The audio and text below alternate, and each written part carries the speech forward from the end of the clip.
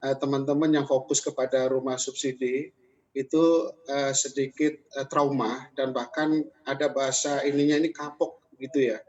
Karena apa? Teman-teman industri rumah-rumah subsidi ini kan lebih bicara soal sosialnya, ya kan, kepada masyarakat. Tapi aturan-aturan yang diperketat sehingga menyulitkan para teman-teman, baik itu masyarakat penganut KPR dan para pengembang. Nah, kalau semakin lama ini tidak ada kepedulian dan semakin ditekan oleh aturan yang menyulitkan, maka saya yakin kapoknya teman-teman akan terbukti, ya kan? Dan bahkan teman-teman kondisi saat ini wait and see-nya bukan karena wait and see menunggu kondisi normal, tapi juga masalah pembiayaan keuangan juga sudah tergerus untuk operasional di masa-masa COVID ini. Ya. Nah, ini harapannya kita nggak ingin teman-teman itu sampai terhenti dan nggak mau lagi bangun rumah-rumah subsidi. Nah, seharusnya pemerintah harus perhatian serius kepada rumah subsidi untuk masyarakat MBR, ya karena memang masyarakat MBR ini kan perlu perhatian khusus, ya kan. Memang teman-teman masyarakat MBR ini maunya angsuran murah, ya kan, kemudahan. Nah ini yang harapannya.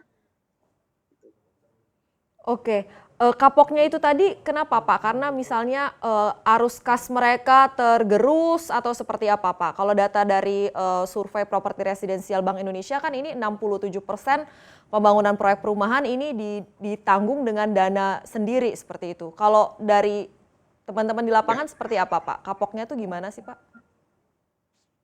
Nah ya kapoknya begini, peraturan yang dikeluarkan oleh Kementerian PUPR itu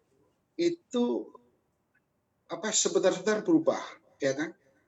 Perubahan ini menyulitkan kita di lapangan ketika planning kita aturannya seperti A.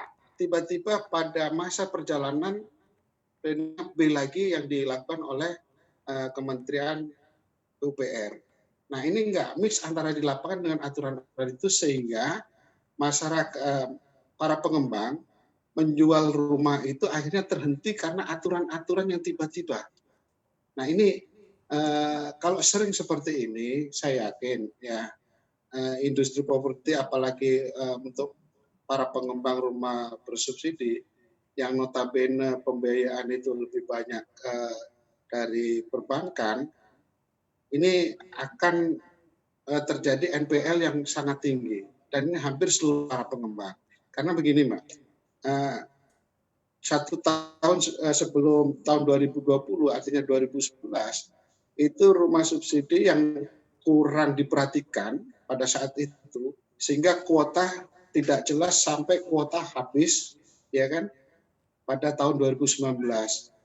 Nah, ketika 2020 kuota akan bertambah tapi masuk pada masa COVID, ini kan bertubi-tubi cobaan dan godaan teman-teman pada saat-saat tahun 2019 dan 2020.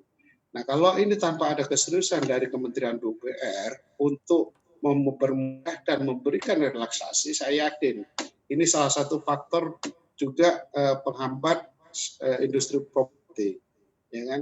Dan saya yakin ini salah satu faktor untuk para pengusaha bisa berguguran. Ini, jadi mungkin kalau ini dibiarkan terus-menerus, ya kita berharap negara bisa hadir nggak pada posisi saat ini. Itu, Mbak. Yang berguguran tadi sejauh ini ada berapa banyak Pak?